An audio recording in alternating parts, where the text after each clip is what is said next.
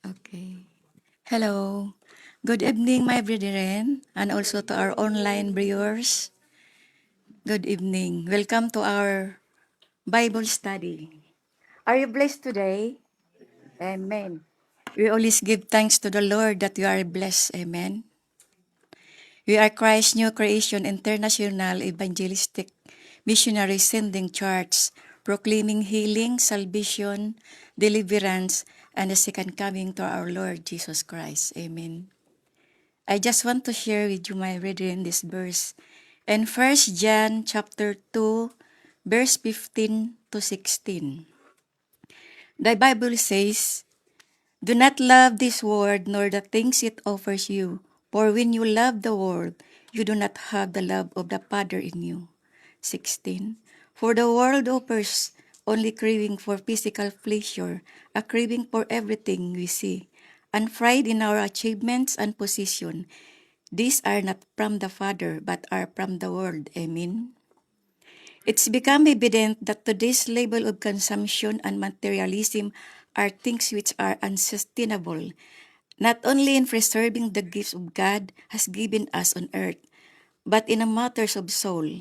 The love of the world mentioned in the passage is not love and respect for God Himself and His creation, but rather its opposite, that of a superficial love sanctioned only by a fear of departing with worldly pleasure. Amen. As Jesus remarked many times, we may see that love of the Lord is the only true road to salvation, that the true measure of man is not what he may accumulate or have, his pride or position, but what he may able to do. Amen. I invite you to stand. Let's bow our head and pray. Almighty Father, thank you for tonight. You are here again to study your word. Strengthen this bond of love between us. Deliver us from the temptation and help us see that your love, your light is our only salvation that our soul will depend on. Release us from worldly sin and wicked position, from the sea of lust, pride, and distraction to purify our soul, Lord. As we study your word, Lord, anoint every lips of worshiper, exhorter, and messenger tonight, that your name be lifted up. Thank you, Lord, for the life of each and every one of us, and also our brethren. They have Bible study tonight.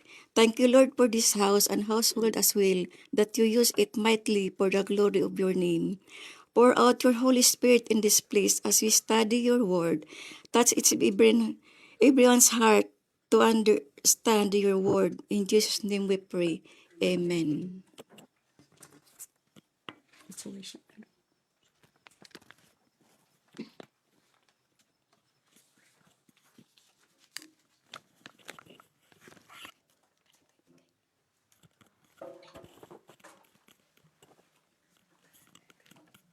Hello and good evening mga kapatid.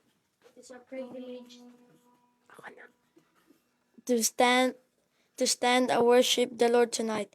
Let us open our hearts and let us sing for the Lord. I want to share this verse in Joshua 1:9. Have I not commanded you? Be strong and of good courage. Do not be afraid, nor be dismayed, for the Lord your God is with you wherever you go.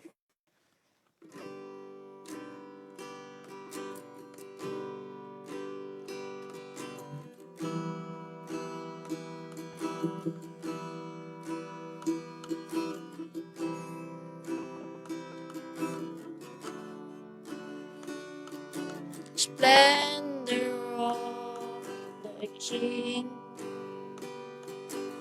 clothed in majesty, let all the earth rejoice, all the earth rejoice. He wraps himself in light,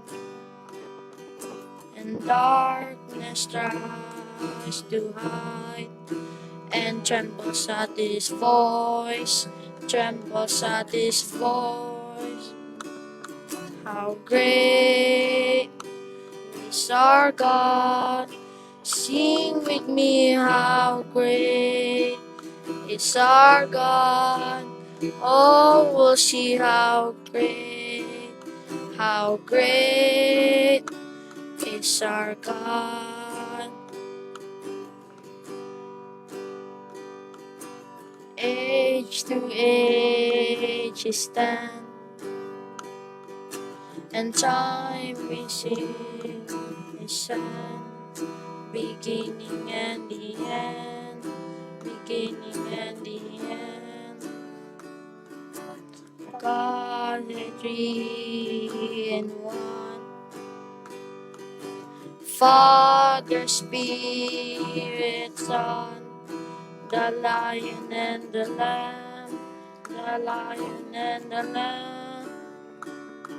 How great is our God! Sing with me, how great is our God. Oh, we'll see how great is our God. Name above all names, worthy of all praise. My heart will sing, how great is our God. Name above all names, worthy of all praise. My heart will sing, how great is our God. How great is our God. Sing with me, how great is our God. Oh, we'll see how great is our God. How great is our God. Sing with me, how great is our God. Oh, we'll see how great is our God. How great is our God. Sing with me, how great is our God. Oh, we'll see how great is our God. Lord, thank you, Lord, for this day, Lord. I pray that open our hearts, Lord, as we listen to your word, Lord. And I pray that there will be no distraction, Lord, as we listen to your word, Lord. This is our prayer, Lord. In Jesus' name I pray. Amen. Amen. Thank you, Lord. Please settle down po. Amen. Praise God. Life ni Ken. It's hard. Ay, mahirap pong pumanta habang tumutugtog ng gitara. But all things work together for good for those who love God. And thank you, Ken, for that wonderful worship. And now we are going to go for our exhortation. Kabahan ako. Okay, I'll try to make it very short. So, good evening, brethren. Before we jump into our exhortation tonight, I have a question for everyone. Sa ngayon po ba, meron po ba kayong ino-own na something expensive na pwede nyo ibenta pag nagka-war na makakasalba sa inyo? Kung meron po, just keep it to yourself. But I want you to reflect on that question. Because the title of our exhortation for today is The Alabaster Jar. So there is a story in the Bible about the sinful woman and the alabaster jar. Matthew 26 verses 6 to 13, Mark 14 verse 3, and Luke 7, verses 37 and 38 says this story. But before we jump into our scripture, let us understand the importance of owning an alabaster jar during the ancient times of the Hebrews. So I have a picture here of an alabaster jar. Corby? Corby?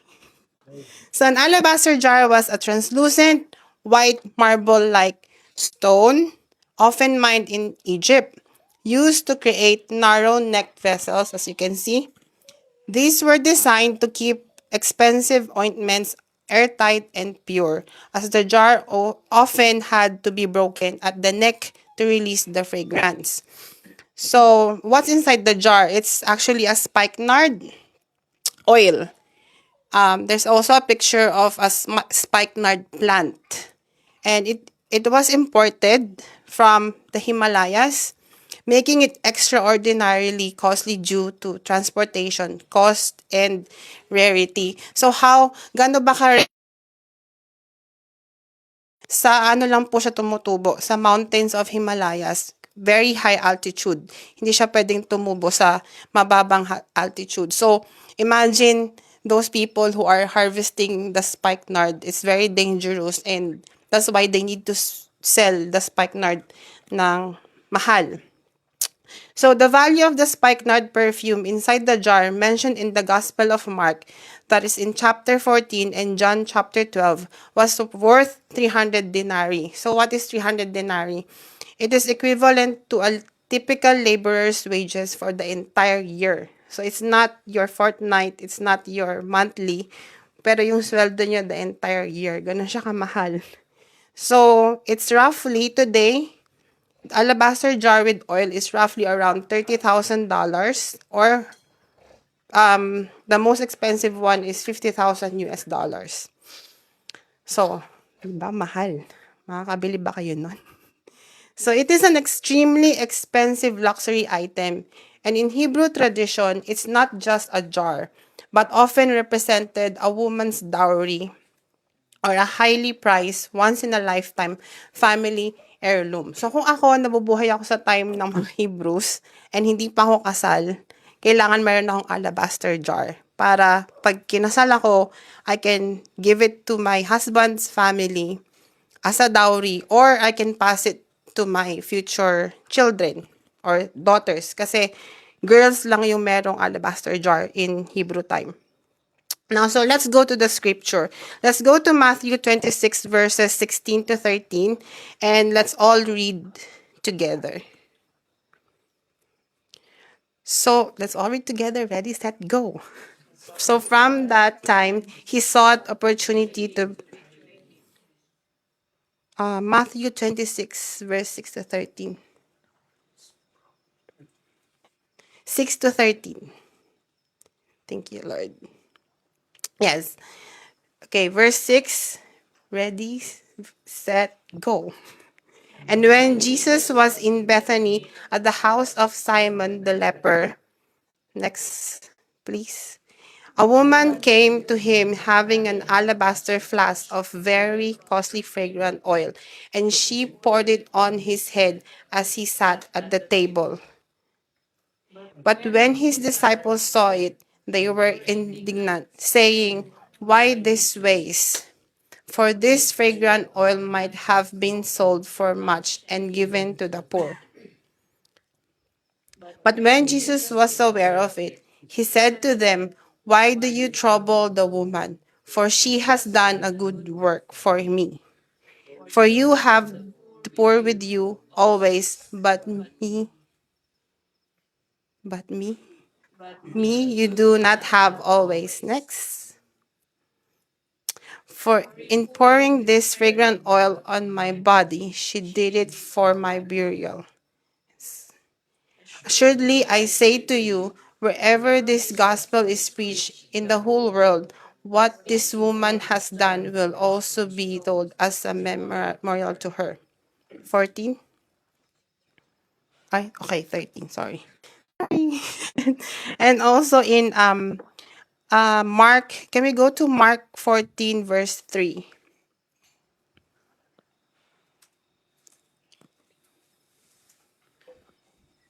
Okay, in Mark 14, verse 3, it says, "And being in Bethany at the house of the Simon the leper, as he sat at the table, a woman came, having an alabaster flask of very costly oil of spikenard. Then she broke the flask and poured it on his head." Now, brethren, this is a powerful story of breaking, repentance, sacrifice, and worship. In Mark 14, verse 3, it says there that the sinful woman broke the jar. Why she needed to break the jar? Di ba? Kung may takip naman, pwede naman niya buksan na ganun. But we said before that you have to break the jar so that the fragrant oil will be smelled by everybody.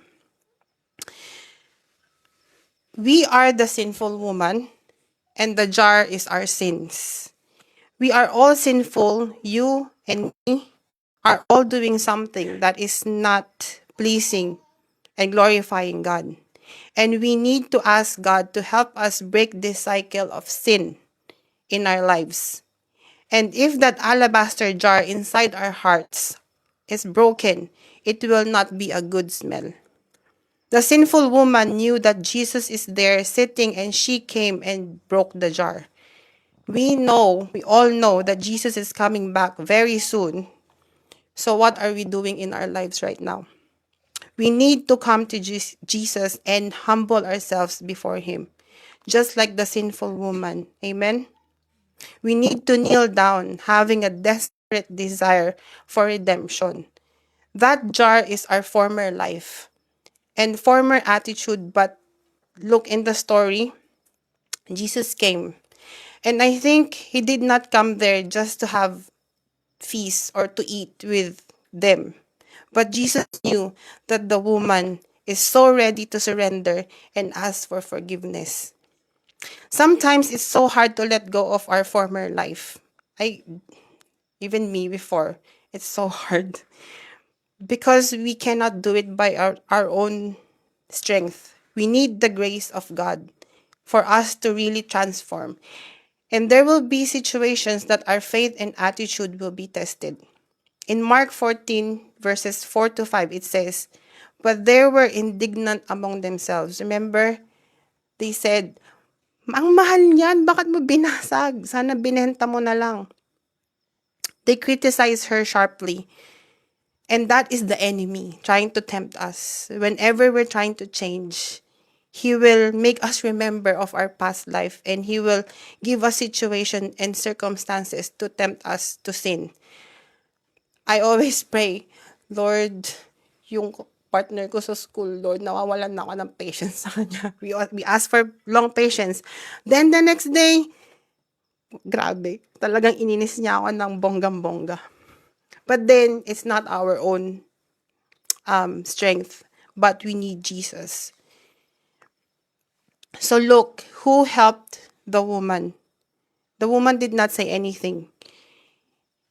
Jesus said in Mark 14, verse 6, "Let her alone. Why do you trouble her? She has done a good work for me." So once an alabaster jar is broken, you cannot put it together and you cannot take the pieces. Once we let God break our sins, we can pick up those sins and do it again. Once we follow Jesus, there's no turning back, but following him is worth it. And probably this is what the sinful woman have thought of once she broke the jar and poured an expensive oil on Jesus. That's her most expensive possession, but it is all worth it. The scripture says that everyone knows that she is sinful. For you to be called a sinful woman by everyone or by your neighbors, you must have done something really bad. But once she knew that Jesus is in that room, she entered, she cried, she anointed him with the oil. She used her hair to wipe Jesus. And actually, there's an image of a woman wiping Jesus' feet and kissing him repeatedly. When he have done something wrong, when we have done something wrong to God, we feel condemnation. We feel shy to come to him. And have you experienced that? When I did something bad, I don't want to pray because I feel like I'm not worthy. But this woman did the opposite.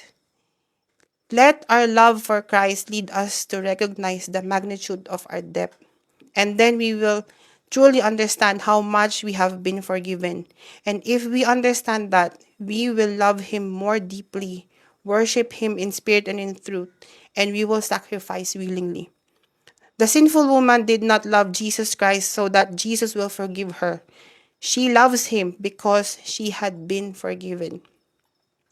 In Luke chapter 7, verse 48, it says, "Your sins are forgiven." And Jesus said, "Your faith has saved you. Go in peace." Jesus did not say your hair saved you or your alabaster jar saved you, but her faith saved her.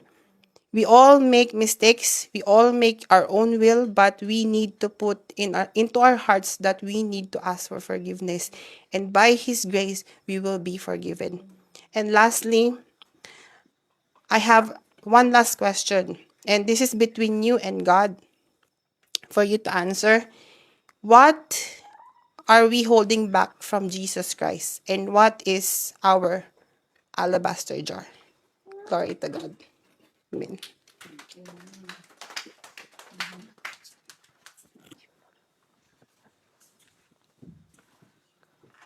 Thank you, Sister MG, for a great exhortation. We need to prepare the coming of our Lord Jesus by repent our sins and have strong faith, believe in Him that He is our Lord and Savior. There is anyone who want to testify the goodness of God? No? Okay, let us sit to ourselves to hear the word of God by Brother Salim.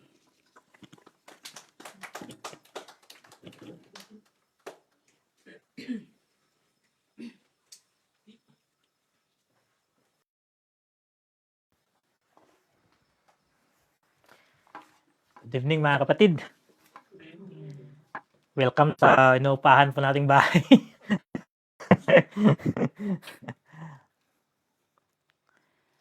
So, welcome Brother Alan. Sa pagpunta muli dito sa bahay na to. And to Ate Sheila. And kay Brother Joshua. First time makapunta dito. Welcome sa New Zealand. At sa 216E Onehanga Church Street. And maraming salamat sa pagpunta sa gabing ito pang mapag-aralan natin ang mga salita ng Panginoon, and we should thank God because siya ang nagbibigay ng buhay sa atin upang gampanan kung ano yung gusto niya na ipagawa sa atin at para makapakinig din tayo ng mga salita ng Panginoon. But first, we can ang papag-aralan natin ngayon ay yung sa buhay ni Peter nung siya ay mangingisda. Doon sa Luke chapter 5 verses 1 to 11. And title ng na ito is yung The First Disciples. And basahin natin. Let's start. So it was. In pala dito? Tawag dito? NLT pala yung inano ko dito. NLT.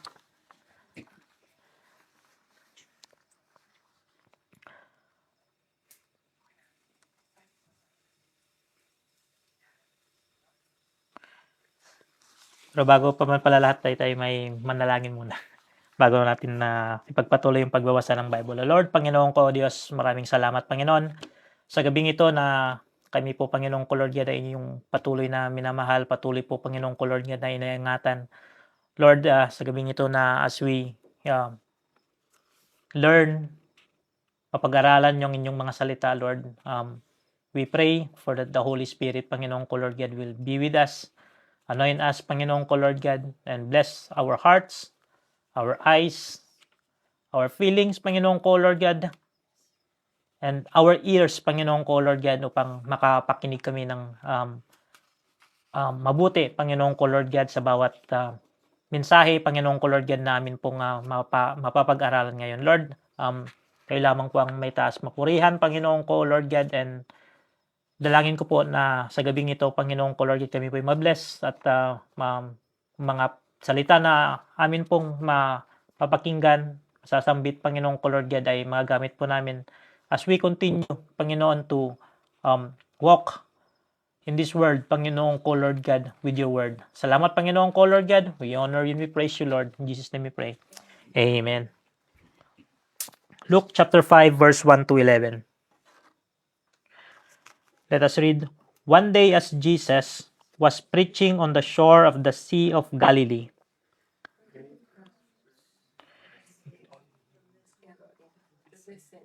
word of God, he noticed two empty boats at the water's edge, for the fishermen had left them and were washing their nets.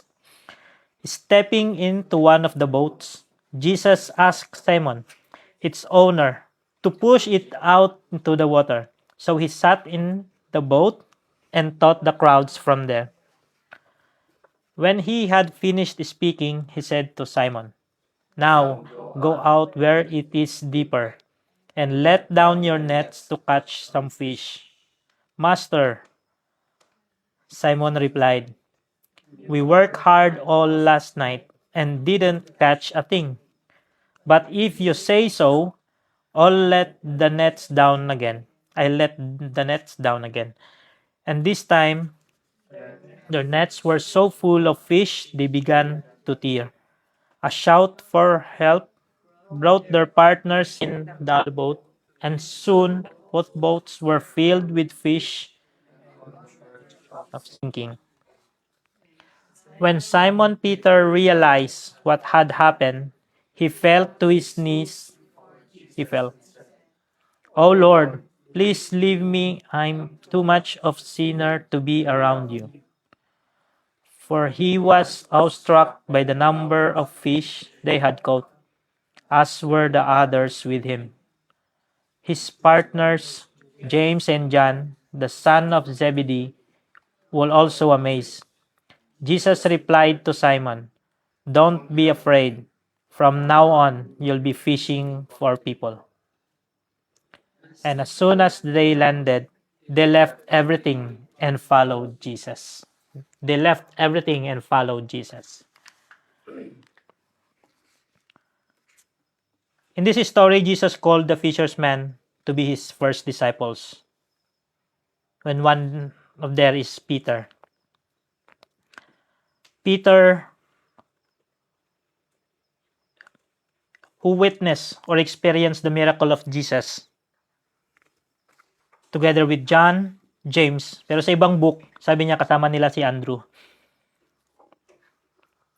In chapter 4, bago pa natin ipagpatuloy yung sa Luke chapter 5 verse 11, in Luke chapter 4, ano natin kung ano yung nangyari dun sa chapter na ito, and before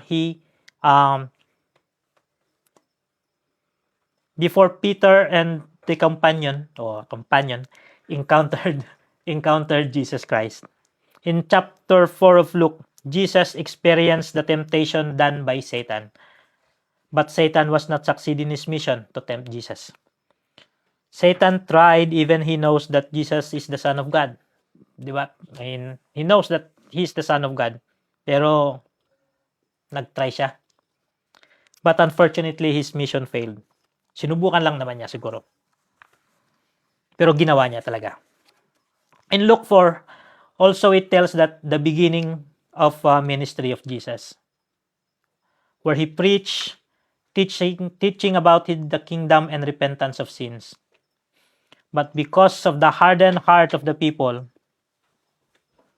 especially yung mga Pariseo, yung mga priest, ang mga tao kasi noon ay may matitigas talaga yung puso nila, they cannot accept the teaching of Jesus. Hindi nila matanggap na meron Jesus Christ na nanggaling sa sa family ni Joseph. Pero hindi si Joseph yung father niya. Naging, nandun na rin siya sa family niya yon because of Mary. And they know that Jesus is a carpenter in the family of Joseph. Kaya parang hindi matanggap ng mga priest na parang may maniniwala dun sa may magtuturo sa kanila ng mga ganong mga salita na para bang nasasapawan ata sila, because those priests they are teaching the word of God. Supposed to be they are teaching the word of God. That's why they get angry and they rejected Jesus. Nagalit sila and pinaalis nila si Jesus Christ sa lugar na iyon. After rejection, katapos nang ni-reject nila si Jesus Christ, Jesus continued his ministry in Capernaum. What Jesus did there, what miracles, he cast out demons, and many people were amazed when Jesus was done. And mga kapatid, kapag ka-ordinaryong tao ka lang talaga, you cannot do yung casting of demons. No ordinary man can ever do that. That kind of miracles, yung magpapalayas ka ng demonyo without the Spirit of God in you. Kapag wala yung Espiritu ng Panginoon sa iyo. If just an ordinary man, hindi ka pakikinggan ng mga demonyo. We just an ordinary man, but the Spirit of God, Jesus Christ, is already in us. Ibig sabihin yung mga ordinary man na yun, yung parang walang relasyon sa Panginoon. Yung hindi nila nakikilala hindi nila nakikilala ang Panginoong Jesucristo. Ang Panginoon. Unless you have faith in Jesus. Or you are casting out demons with the name of Jesus Christ. But that time, yung sa panahon na yon, sa lugar na iyon, Jesus Himself, ang Panginoon, ang Most High God, yung gumawa ng miracles na yon. He did that miracles, casting of demons. Continuation sa pagpapatuloy dun sa Luke 4, he continued his ministry in healing of different sicknesses. Pagkatapos ng casting out of demons, he do miracles in healing of different sicknesses. At ang isa nga doon is yung mother-in-law ni Simon Peter, who got a high fever. Di ba, parang isipin natin parang napaka-simple lang na sakit, kumbaga, no? Kasi high fever lang siya. Pero naramdaman ko nagka-high fever ako, parang hindi pala simple. Parang meron ka na palang infection. And many people amazed at nagdala pa sila ng mga madaming tao na may mga kasakitan at possessed with demon para mapagaling ni Jesus. Because ang mga tao noon talaga nakita nila, na-witness nila kung ano yung mga ginawa ni Jesus Christ na mga miracles. And sa panahon na yon, napaisip ako na madami na rin palang mga tao ang nasasaniban ng mga demonyo, kasi sabi niyo sa Bible, many. Dinagdala sila ng mga taong may mga sakit, may mga na anuhan ng mga demonyo, mga demons, at iba't iba pang mga nangangailangan ng miracles ni Jesus Christ. Pero darating din ang panahon na si Jesus Christ kailangan na niyang umalis doon para lumipat din sa ibang lugar upang may palaganap yung salita niya. Yung tawag dito yung preaching of the kingdom of God, yung repentance.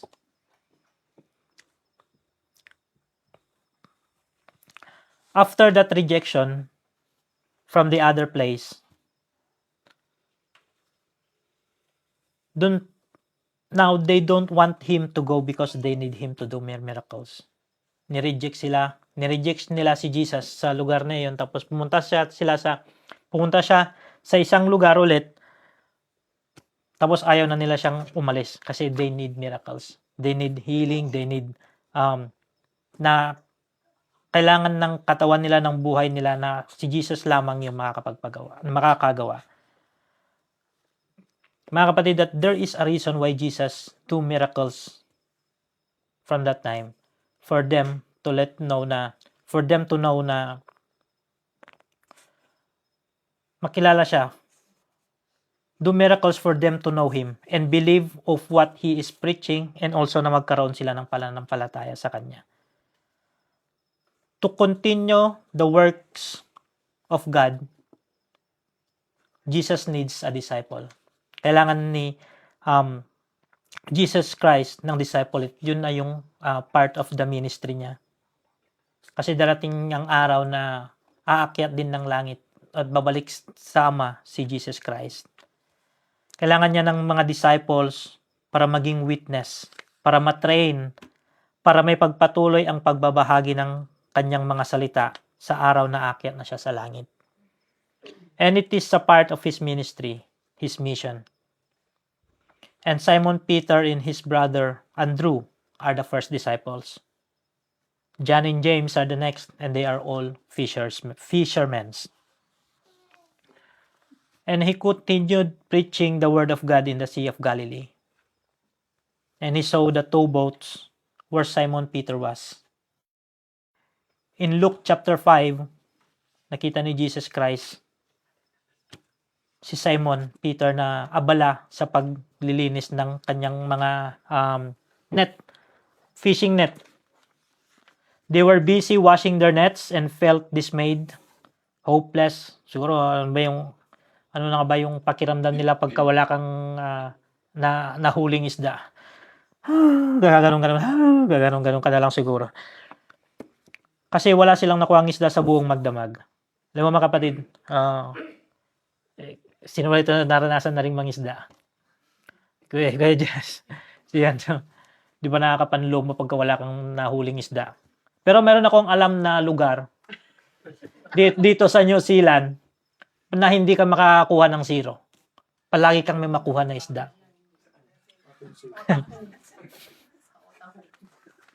Madami pala. Papakahirap ka doon sa dagat. Meron palang pack and save. Pero, ang fishing rod mo pala, kailangan yung card mo kasi kailangan itatap up mo para makakakuha ka ng isda. He continued preaching the word of God in the Sea of Galilee, and he saw the two boats where Simon Peter was. In Luke chapter 5, they were busy washing their nets and felt dismayed, hopeless kasi wala silang nakuha sa isang buong magdamag. Yan nga, sabi ko nga na naranasan ko, pumunta kami sa isang lugar ng madaling araw, bumiyahe ng napakalayo. Minsan nga, sinubukan kong nag-escape na umattend ng church service para makahuli ng isda. Pero wala kami nakuha. Naranasan ko rin po na pumunta, nag-spend kami ng gasolina, oras. Pagdating mo doon sa site, maglalakad ka pa ng napakalayo ulit para makapunta doon sa sa site na yun, sa fishing site na yun. Siyempre, pagod. Dala-dala mo yung mga fishing rod mo, yung pagkain mo, yung nakabuta ka pa, sobrang bigat. Bababa ka pamunta doon sa dagat. Nandun kami ng mahigit kalahating araw. Pero wala man lang kami nakuha. Iba talaga yung mararamdaman mo at talagang nakakalungkot. Marahil na ganyan din yung naramdaman nila Peter nung hinuhugasan nila yung fishing net nila.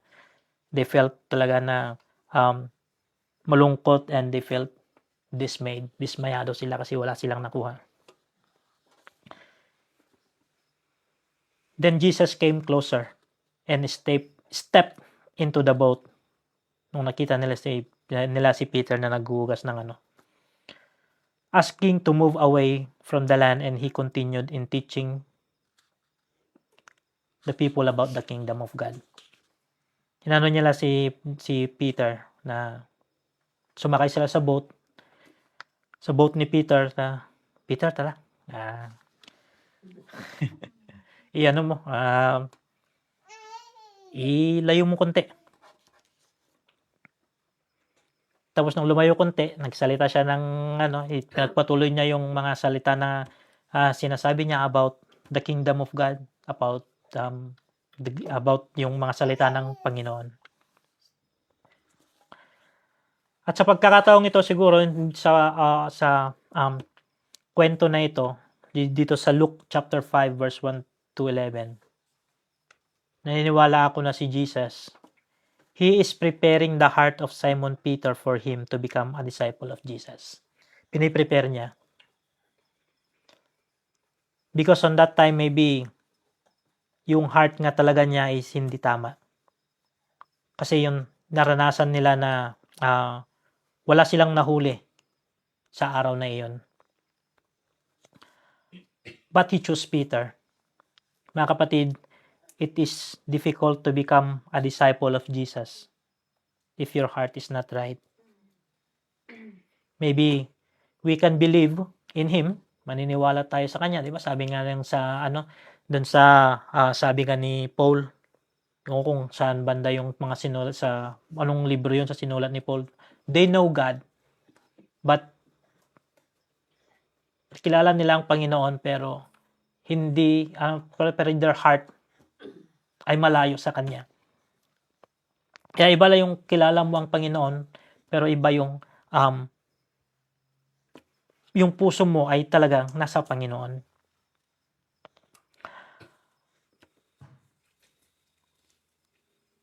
Maybe we can believe in Him, to Jesus, but following Him without a right heart is impossible. We will not be a committed disciple of Christ if there is something wrong in our heart. Hindi mo talaga magagawa yung mabuti o hindi mo maano yung ministry mo para mag-glorify si Jesus Christ. In verse 4 of Luke chapter 5, Jesus asked Peter to go to the part of the sea which is deeper. Di ba yung sumakay na si Jesus Christ? Doon sa bangka ni Peter. Lumayo sila konti doon sa pampang. Tapos tapos na siyang nagsalita ng mga salita ng Panginoon, he talked to Peter. When he had finished speaking, he said to Simon, "Now go out where it is deeper and let down your nets to catch some fish." Sinabi niya na pumunta sila doon sa malalim na lugar. Pero naman, wala naman talagang isda doon sa mababaw lang, sa mga pandang That's why Jesus asked Peter to, di motor yung bangka nila, kundi ganun. And this story sa buhay ni Peter, tingnan natin kung ano yung matututunan natin, kung ano yung makukuha natin sa life ni Peter. What we can learn from the life of Peter in this story. First, Peter, when Jesus is speaking, Peter is listening as well. But he doubted at first. Di ba sabi niya dito sa Luke chapter 5 verse 5, after Jesus speaking that they need to go to the deeper part of the sea and let down the nets to catch some fish. In chapter 5 verse 5, sabi niya dito, "Master," Simon replied, "We work hard all last thing and didn't catch a thing." Doon na lang muna. Doon sa na yun. Doon sa sentence na yun. "Master," Simon replied, "we work hard all last night and didn't catch a thing." Peter doubted, maybe because he is tired, dismayed, because they didn't catch fish. Sinabi niya, "Master." Pero hindi naman niya ginawa kaagad kung ano yung sinasabi ni Jesus Christ. Sumagot pa siya. Maybe that the faith ay hindi pa doon na build up. Di ba ganun din tayo? After we listen to the Word of God, matin tayo ng sa mga salita ng Panginoon, online, kahit saan. Pero nandun pa rin yung doubt natin minsan pagka nakaka-experience na tayo ng mga pagsubok sa buhay. Minsan pag kayong may mga sinasabi ang mga magulang natin, ganun na may sinasabi sa'yo, tapos ang response mo sasagot ka pa, imbis na gawin mo na. Di ba? Lahat naman tayo ganun. If our leaders, sasabihin yung ganito na task, minsan, makapagano ka pa. Di ba? Minsan, mayroon din talaga yung natin, yung parang emotion o yung hindi natin ginagawa kaagad, kundi parang nag-iisip pa tayo ng hindi maganda o kung susundin ba natin o hindi. But it is true that the Word of God, sinasabi niya that all of us are sinners. Kaya nakakagawa tayo ng mga bagay na yun. Hindi tayo agad sumusunod. Kasi parang pakiramdam natin may mali, pakiramdam natin ay tayo yung tama. But sa buhay ni Peter, parang nakarelate tayo. Hindi lang naman sa paghuhuli ng literal na isda sa dagat, pero sa yung mga task na pinapagawa sa atin. Mapapaisip ka rin minsan, ang hirap naman talaga kasi magdala ng souls sa Panginoon. You are trying na makabahagi ng salita ng Panginoon, pero makikita at mararamdaman mo na they are not interested. People are not interested. Giving gospel tracts, sometimes people, they don't want to receive it. Minsan, tinatanggap nila, pero what we experience, nilalagay lang sa bulsa nila at they are just putting it into the bin. Sometimes binabasura lang din. Tinatanggap nila pero binabasura lang din. At iniwalan lang nila kahit saan-saan. Minsan yung kinakain lang talaga nila, yung mga physical foods, yung mga barbecue, mga physical foods. At hindi yung Word of God ang kinakain nila, ang pinapasok nila sa kanilang katawan. But pero mga kapatid, that ganun pa man, let us not give up. Our job is to share the Word of God. Let us continue to pray na meron ng kumain sa mga pain na yan. Ano ba yung mga pain na yun? Yung mga gospel tracts. They will have the conviction someday, one day, para basahin din ang mga ito. And as a fishers of man, di ba? Nakakalungkot din.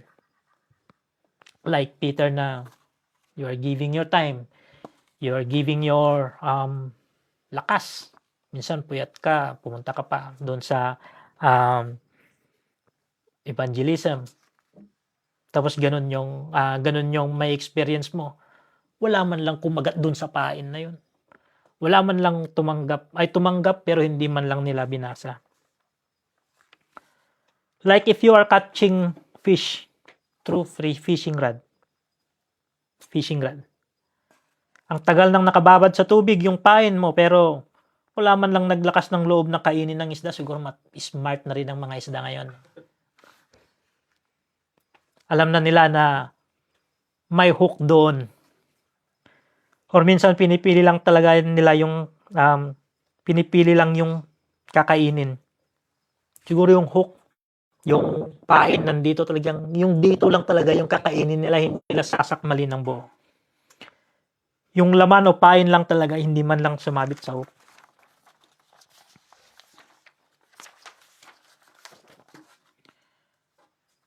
Minsan sa trabaho, ganun din. Sa paghahanap ng trabaho, apply ng trabaho pero hindi tayo natatanggap. Di ba? Ganun, na-experience na lahat tayo siguro maliban lang sa mga hindi pa nagtatrabaho. We experience that. Buti nga ngayon sa online, pwede ka na mag-apply. Di ba? Paano na lang noon sa Pilipinas na kailangan mong mag-walk-in para makapag-apply. Mag-spend ka ng pera pamasahe. Pagod dahil sa sobrang init, bibili pa ng dyaryo para makita yung job hiring. Laking oras yung makukonsumo mo pag-apply ka. Tapos sasabihin, anong resulta? Tawagan na lamang namin kayo kung anong resulta. Di ba nakakapagod? Minsan, naisip natin to stop, to give up, kasi parang wala namang nangyayari. Minsan nga may resulta pero ang sabi ng email, ang nilalaman ng email, Unfortunately, your application was not processed this time. Oy, di ba? Sino sino nakatanggap ng madaming email na mga ganun? Minsan mababasa mo pa nga sa email nila o parang mapapaano ka kasi, thank you for your application.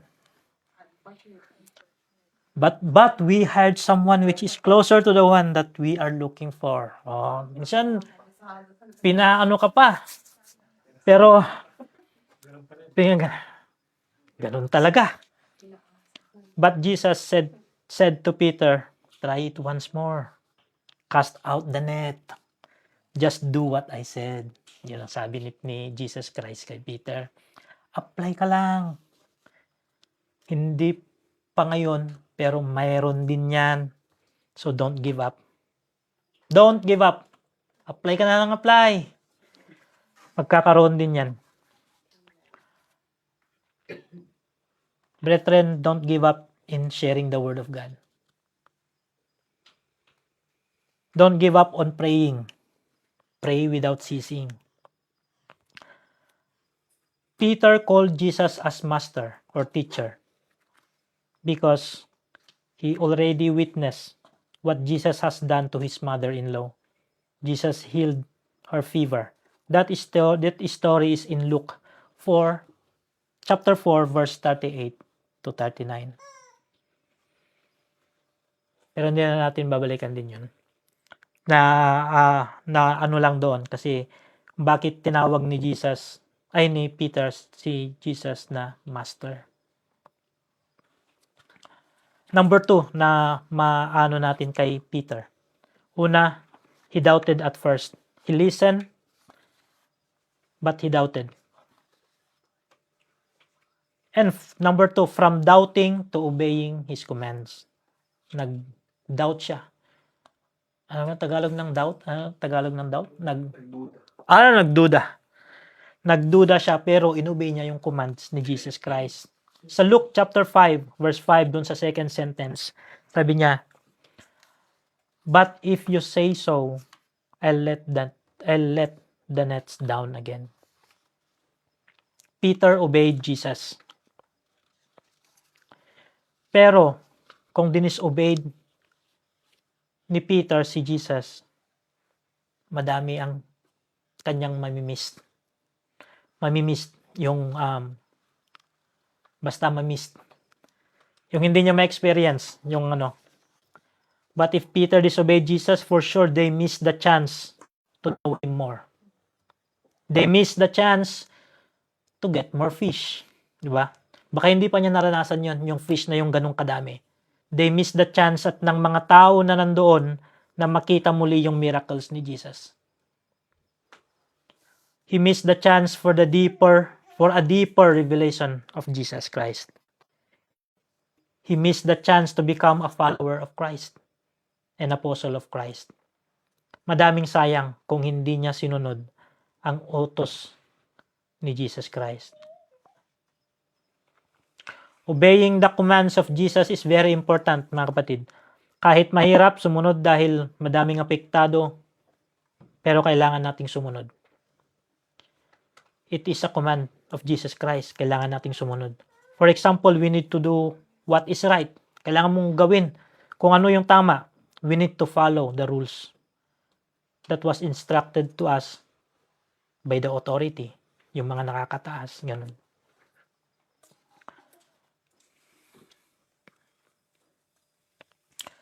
Kung hindi tayo, ilang service na rin ako na hindi nakapunta. I admit it na hindi ako nakakapunta because some reasons. Sa health ko. Kaya hindi ako nakakapunta. Madami akong na-miss na mga salita ng Panginoon na siyang makakapagpalago sa akin ng aking pananampalataya sa Panginoon. Mga kapatid, na if sometimes na hindi tayo nakakapunta sa church, madaming sayang. Madaming tayong mamimiss. Madaming aral na ating mapupulot para mas lalo pa nating makilala ang Panginoon. Minsan pag kayong hindi ka pumunta ng matagal, parang nahihiya ka ng pumunta. I experienced that when I am in Saudi. Hindi ako pumunta doon sa mayroon akong dinadalawan na church, pero hindi ako matagal na rin ako doon pa, tapos dumating yung time na parang naano ako sa sa sideline sa pag-ano ng pera, kasi may pangarap din ako na para sa pamilya ko, yung makapagpatayo ng bahay para sa kanila sa Pilipinas. But I choose to do that thing rather than yung umattend ng church. Pero na-miss ko yung joy na makapagsilbi sa Panginoon, kasi parang nakakatanggap nga ako ng pera doon sa sa ko na yon, sa paggawa ko doon sa out of work, pero wala yung kasiyahan, and merong nangyari na hindi maganda, which is naubos lang din, which is nagamit lang din yung mga naipon na yun, na pangbili ng namin sa pagpatayo ng bahay, pero napunta din sa iba.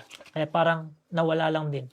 Na-miss ko doon yung presensya ng Panginoon. Na-miss ko yung kaligayahan na imbis na nandun ako sa loob ng church na umaawit, nagsisilbi sa Panginoon, nag-aaral ng salita ng Panginoon.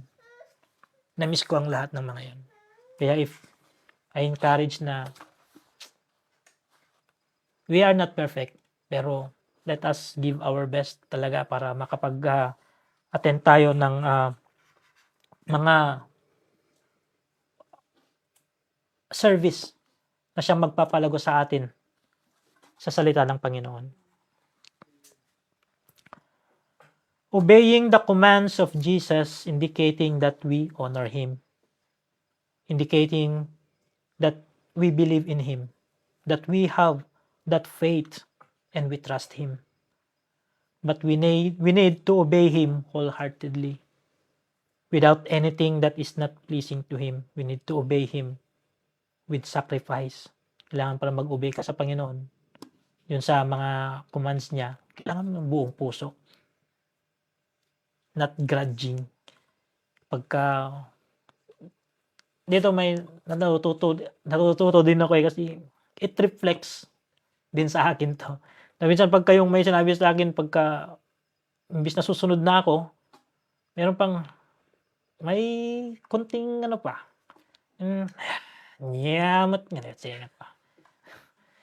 Even sa diba? Even sa sa mga magulang mo, kahit sa asawa mo, sabi pagka sinabi na timpla mo ang kape. Kamumot gaming nga kayat ititimpla ka, sano ka nga itimplaan. May imbis nga agtimpla ka gaminan. Kasi pala ang tirason mo. Kasi na ka apan. Awa yan. Di ba? Ginawa mo. Timpla ka mo matigatas na bibi. Kasat na. Si Peter, he obeyed Jesus even he is tired. Not just tired, but too exhausted. Di ba? But too exhausted and puyat. Kasi sa gabi sila nag-fishing.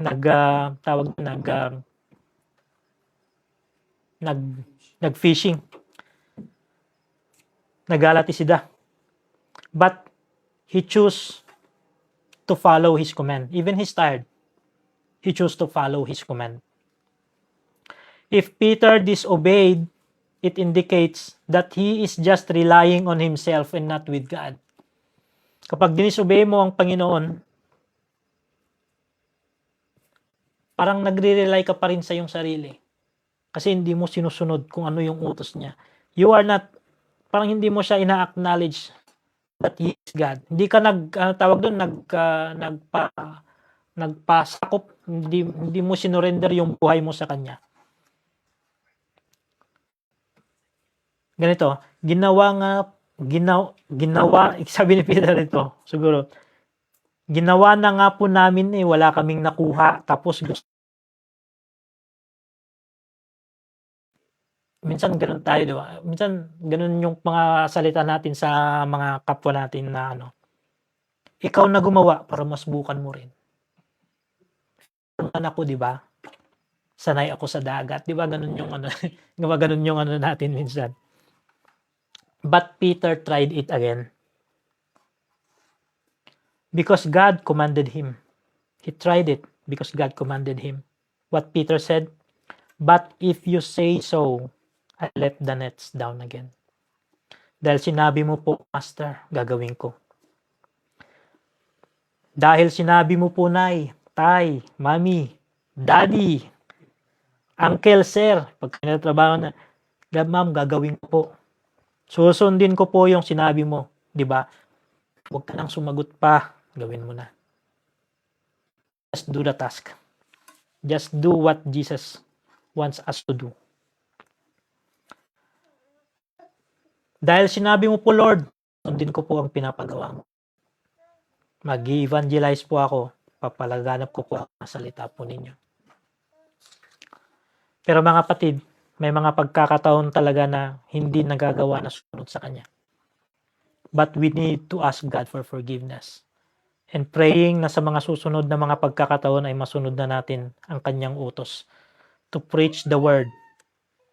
And praying na mawala na rin yung mga hindrances na yun.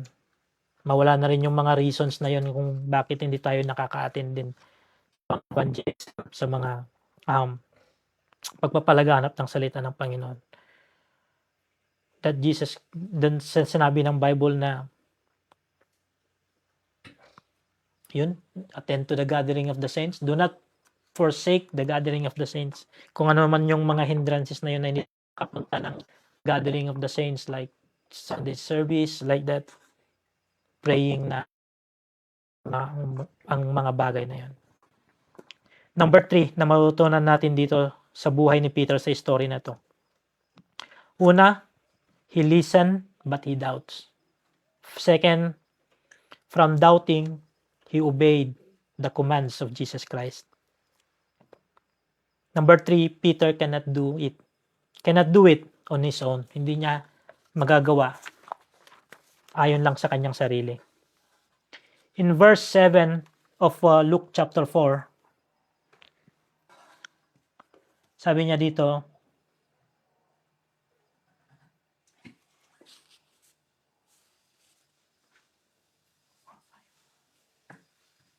chapter 4, Luke 7 chapter 4. Sabi niya dito,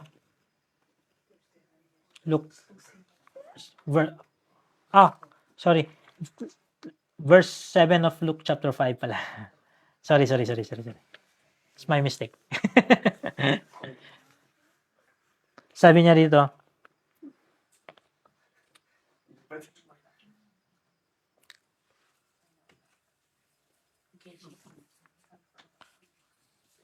siguro yung KJV rin itong naisulat na copy ko dito.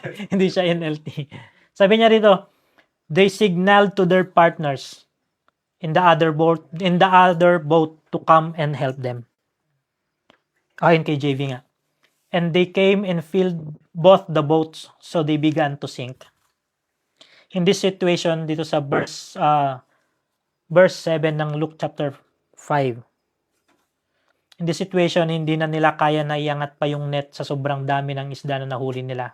That's why they need help from the other boat to help them in pulling up their nets. Kasi nga, diba, sobrang dami na.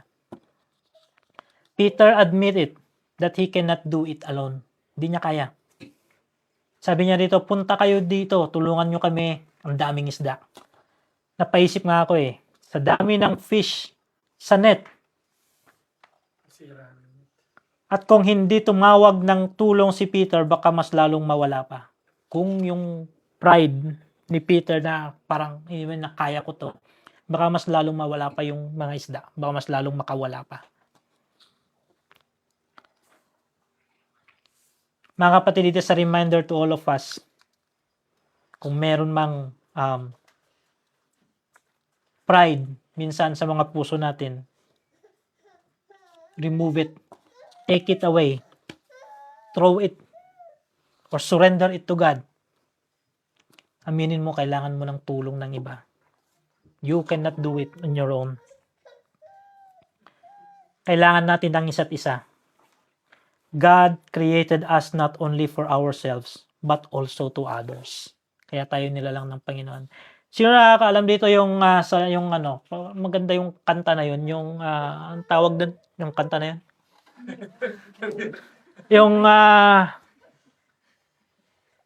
Yung kanta, nung sa high school pa lang,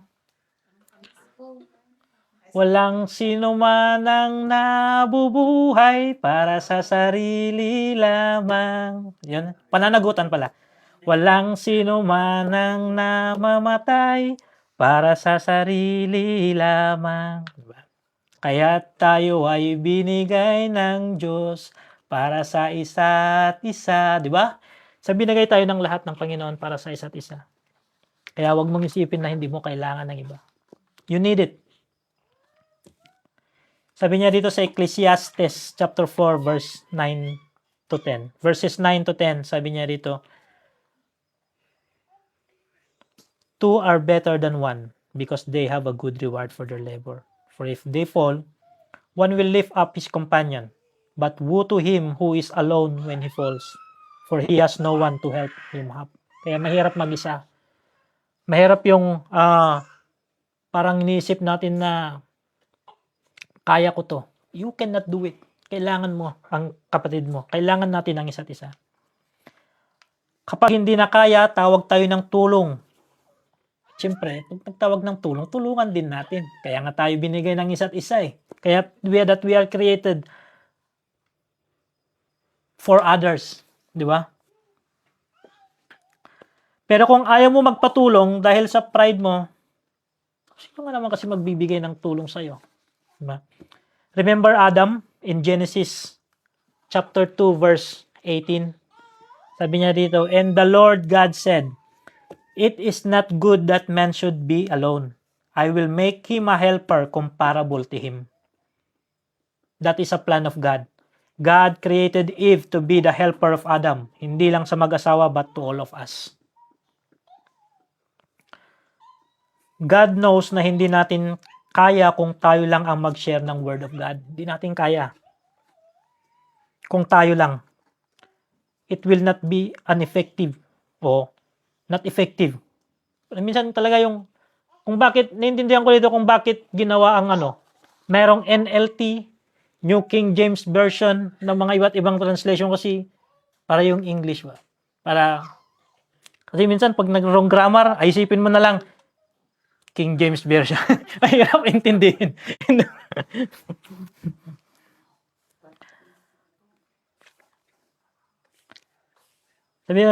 That's why God sent us a helper na makakasama natin forever to help us in doing the works of God.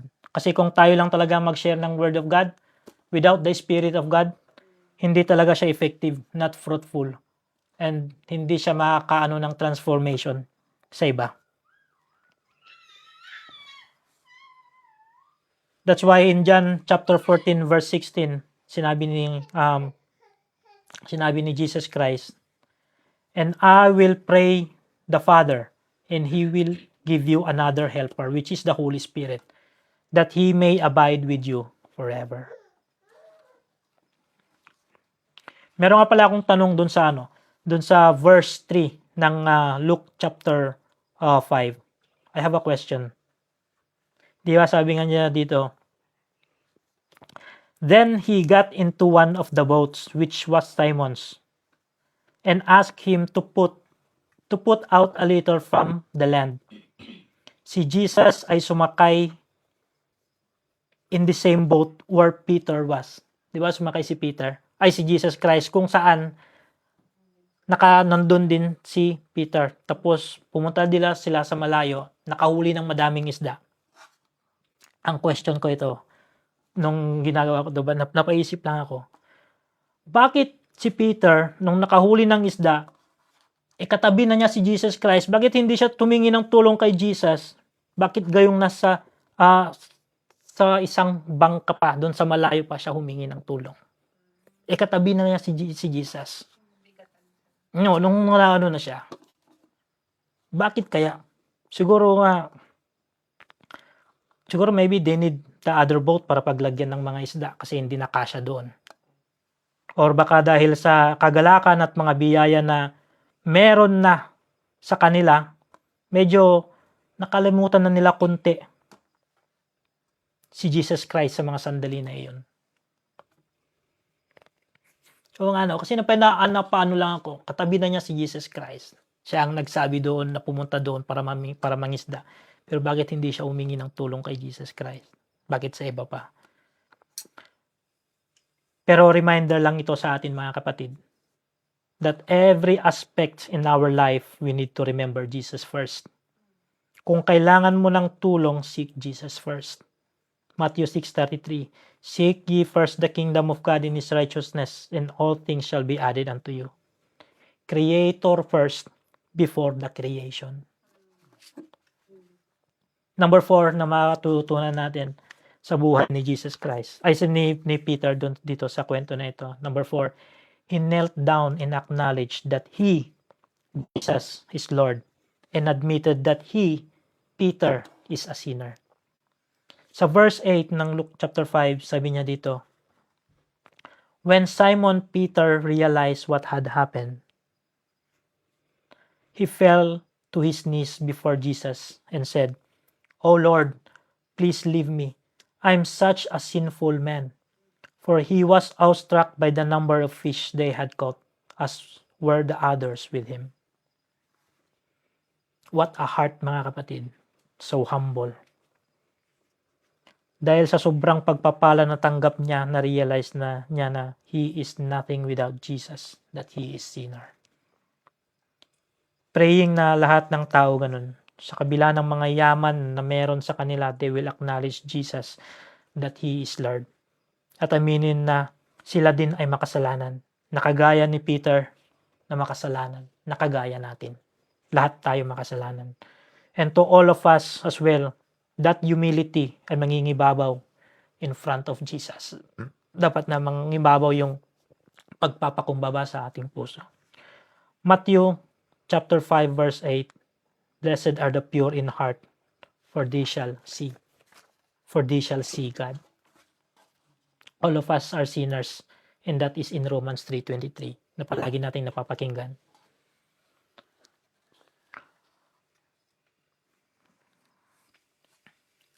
Because God is holy, if we encountered Him, we will realize that we are sinners. If we allow Jesus in our life, but if not, talagang hindi mo matatanggap na kasalanan ka. But if not, talagang hindi mo matanggap na makasalanan ka, especially if you are enjoying yung mga maranyang buhay na meron ka. Si Peter, nandun na yung mga isda. Nung meron na sila. Tapos nung natulungan na sila, naiangat na nila yung mga isda na yun.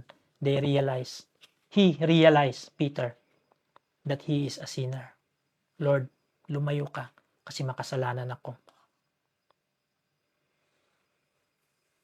Did we, sa ating buhay, tapos yung mga mararangyang, we can say that we are all blessed. Pero sa kabila ng mga bagay na ito, na-realize mo ba na you are nothing without God? Na-realize ba natin that all of these things na meron tayo, especially yung paghinga pa lang natin, it comes from God? Did we realize na makasalanan din tayo? Peter said, lumayo ka sa akin, kasalanan po ako.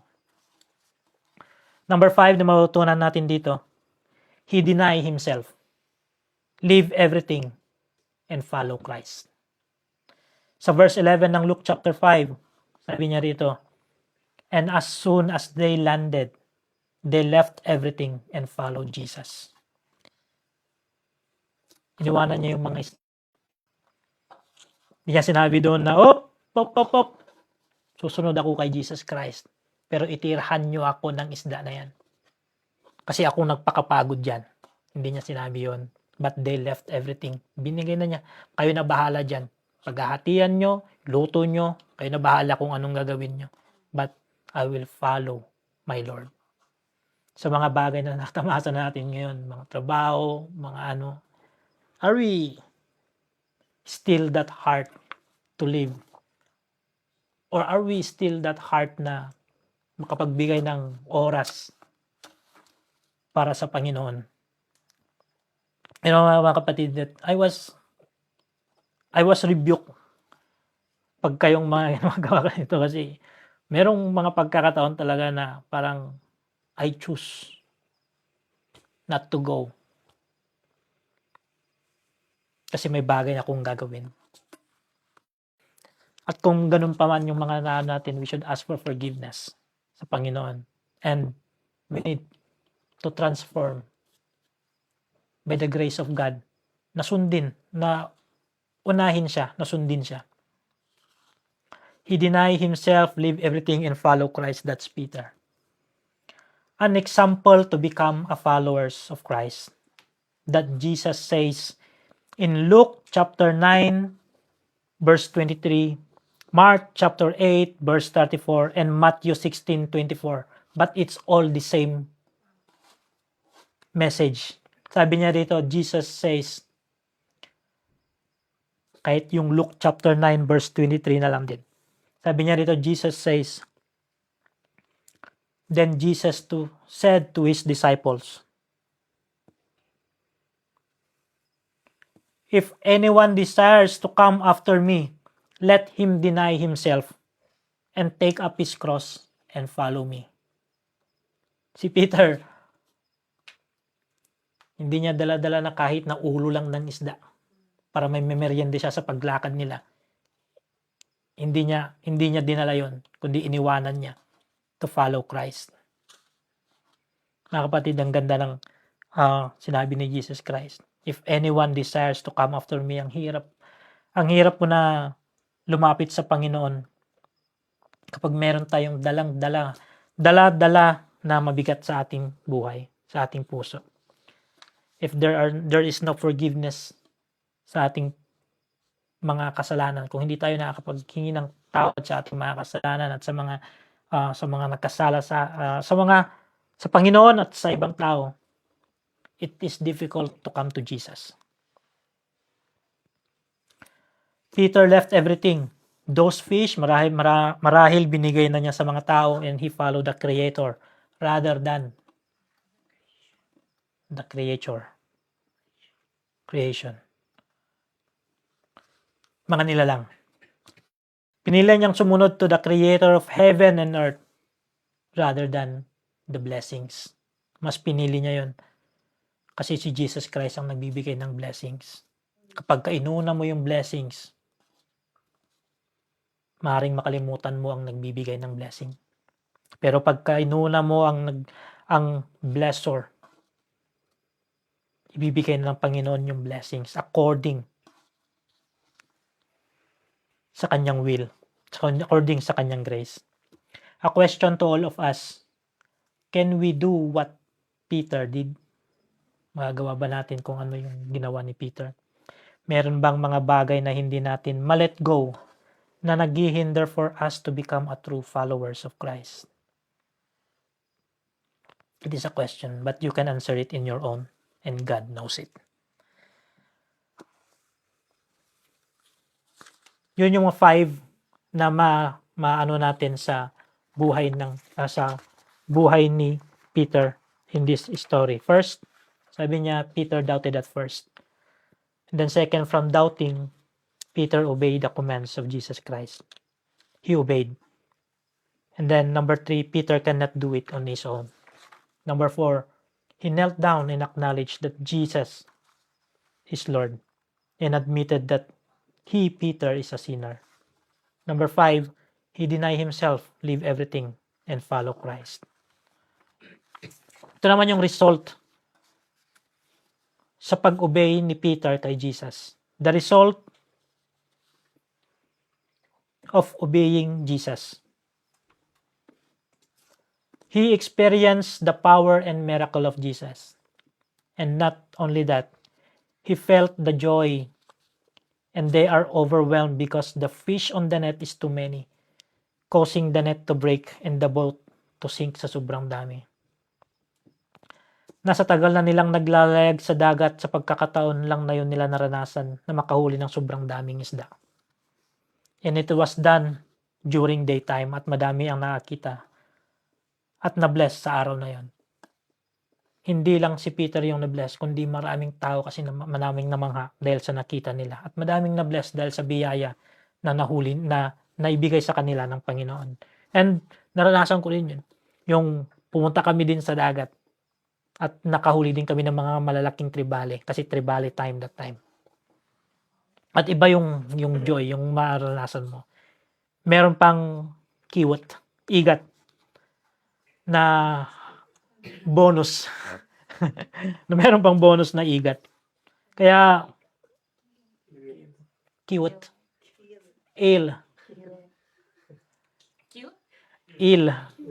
Il ba? Yung English ng igat, il? I-L-L? O E-E-L? Daming teacher dito.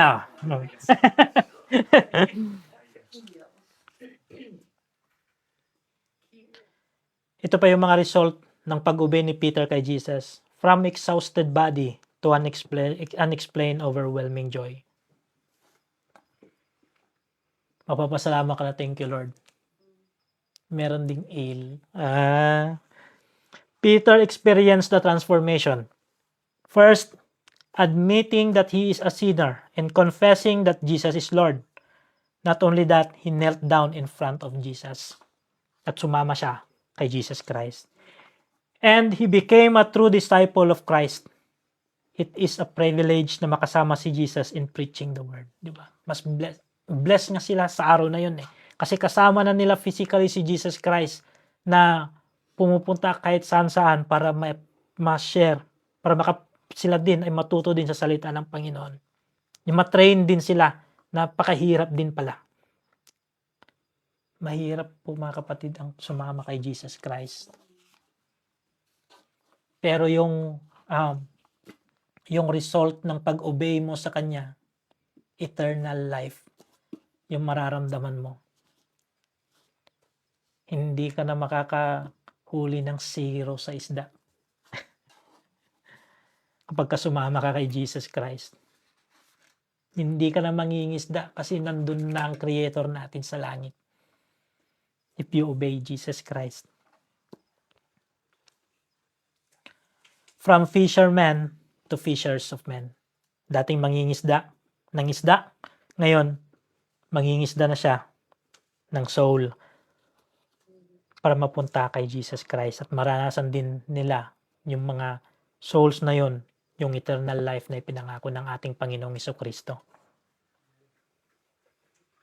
Lastly, from self-reliance to follow Jesus. Di ba nag-depend siya sa kanyang Sa una pa lang nagsabi siya na sinubukan na nga po namin eh. Pero in the end, he followed Jesus Christ. He left everything para sumama kay Jesus Christ. In conclusion, obey God's word. Yun lang po yung tatlong words na ko. Obey God's word, take up your cross. Deny yourself, take up your cross, and follow Jesus. But first, obey. You need to repent first so that you can obey the words of God. And you will, become a true disciple of Christ. Let us close in prayer. Oh, Father in heaven, in the name of Son Jesus Christ, Lord, we thank you for tonight, the life of Peter as a fishers of men. Lord, we pray, O God, Lord, that may natutunan po kami, Panginoong ko, Lord God, sa gabing ito as we continue, Panginoong ko, Lord God, na mag-aral po ng inyong mga salita.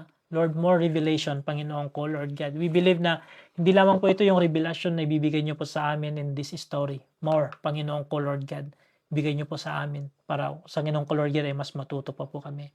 Lord, any hindrances sa amin pong paglapit po sa inyo, sa pagsunod po sa inyo, help us. We cannot do it in our own, Panginoong ko, Lord God. Help us na malabanan po ito, malagpasan po ito, any temptation, O God, Lord. Dalangin po namin, Panginoong ko, Lord God, that we will become a true disciple of Jesus Christ. Help us to live everything, Panginoong ko, Lord God. Help us to carry our cross. Help us, Panginoong ko, Lord God, na ma-deny po ang aming mga sarili so that we can follow you. We cannot do it in our own, Panginoon ko, Lord God. We need your grace. We need your mercy, Panginoon ko, Lord God. We need your love, oh God, Lord.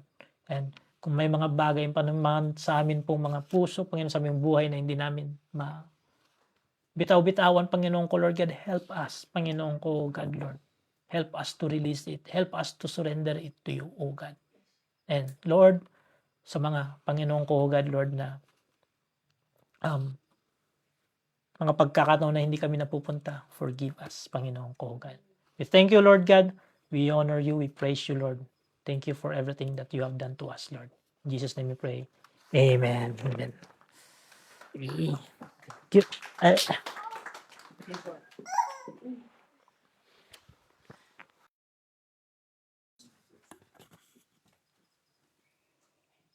Thank you, Lord, for the word tonight. Thank you, Brother Salim. All of us are sinners, but for the glory of God, by faith in Him, by accepting Him is our Lord and Savior, we are saved. We have some announcement. Every Thursday have prayer meeting, and every Friday have Bible study.